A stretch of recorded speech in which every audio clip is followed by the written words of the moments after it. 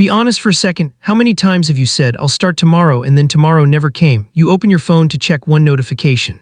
45 minutes later, you're deep in reels, stressed, tired, and somehow behind on life. Exams, deadlines, burnout. You feel like you're always busy but never actually moving forward. Here's the crazy part. You don't need motivation. You don't need discipline. You don't need to wake up at 5 a.m. or follow some billionaire routine. You need 1%. And if you stay till the end, I'll show you how to start tonight, not Monday, not next month. But first, let me explain why most people fail. Mini cliffhanger, the problem isn't laziness, it's something way sneakier. Why big changes fail. 04140. Most of us try to change our lives like this. New habits, new routines, new personality unlocked, gym, journaling, studying harder all at once. And it works for like 3 days, then life hits, you miss one day. And suddenly your brain goes, well, I messed up. Might as well quit. That's not weakness, that's human. Your brain hates massive change, but it barely notices small change. That's where the 1% rule comes in. Mini cliffhanger, and no, it's not what TikTok gurus explain it as. What the 1% routine actually is. The 1% routine is simple. Every day you do one tiny action that slightly improves your future self. Not 10 habits, not a full glow up. Just one thing so small it feels almost stupid. Because 1% doesn't feel powerful today, but compounded over weeks, months, it changes how you think, how you act, how confident you feel. Let me show you what this actually looks like in real life. Mini cliffhanger, this is where most people overcomplicate it. Step 1, pick your 1% anchor. Your first job is to choose one anchor habit. An anchor habit is something. Takes under 10 minutes, can be done even on your worst day, directly improves your future. Examples.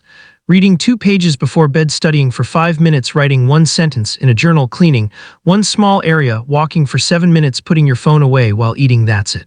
If your brain says that's too easy, good. That means you picked the right one, because easy equals repeatable. Mini cliffhanger, but doing the habit isn't even the most important part. Step 2. Stack it on something you already do. This is where the routine becomes automatic. You don't rely on motivation. You attach your 1% habit to something you already do daily. For example, after brushing your teeth, right arrow, read 2 pages after dinner, study 5 minutes after you plug in your phone, right arrow, journal 1 sentence after waking up, make your bed. No decision, no thinking. The habit just happens, and once it happens consistently, something interesting starts to change. Mini cliffhanger, it's not your productivity, it's your identity. Step 3, identity shift, the real magic. Here's what no one tells you. You don't rise to the level of your goals, you fall to the level of your identity. Every time you do your 1% habit, your brain logs evidence. I'm someone who shows up. I'm someone who studies daily.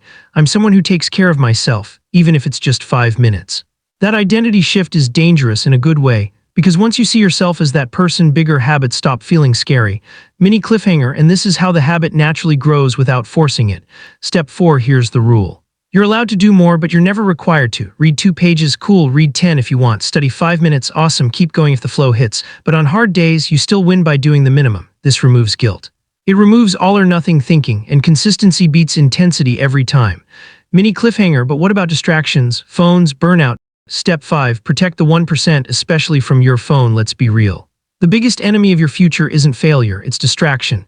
So here's one simple rule. During your 1% habit, your phone is physically out of reach. Different room, bag, drawer, just 5-10 minutes of undivided attention, that's it.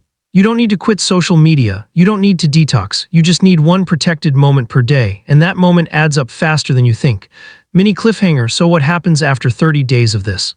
What changes after 30 days, after a month of 1% days? You'll notice.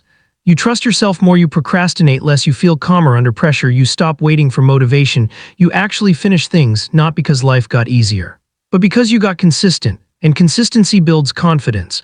Confidence builds momentum. Momentum changes everything. Closing, so here's my challenge to you. Tonight, just tonight, pick your 1% habit, write it down.